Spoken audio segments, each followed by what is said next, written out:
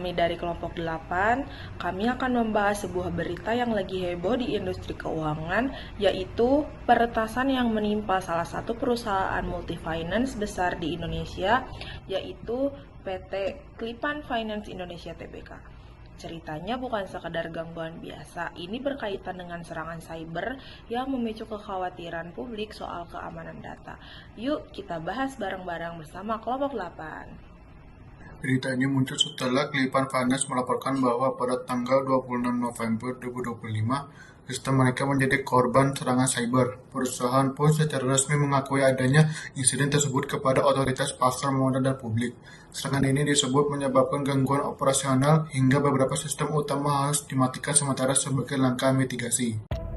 Jadi begini, serangan cyber seperti ini biasanya dilakukan oleh peretas yang mencoba mengakses sistem internal dan data perusahaan tanpa izin.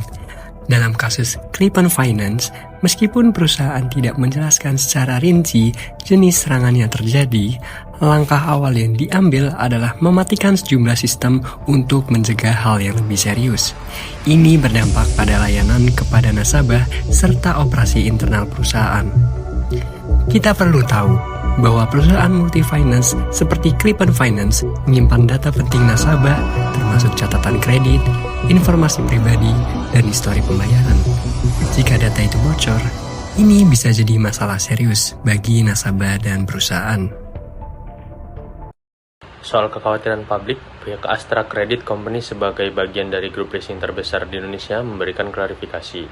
Mereka menyatakan bahwa sistem internal mereka sangat aman dan dilindungi dengan standar keamanan cyber yang ketat. Artinya, meskipun ada kasus serangan cyber di satu multifinance, mereka memastikan tidak ada serta-merta semua leasing berdampak, khususnya yang berada di bawah grup Astra. Mereka juga menegaskan kalau investasi di sisi teknologi, termasuk cyber security, dilakukan secara signifikan untuk menangkal ancaman seperti ini, meskipun detail anggarannya tidak disebutkan. Kasus ini menjadi pengingat bahwa serangan cyber bukan hal remeh lagi, terutama di sektor keuangan. Di era digital, pelaku kejahatan cyber terus berevolusi sehingga lembaga keuangan harus selalu memperkuat pertahanan sistem mereka.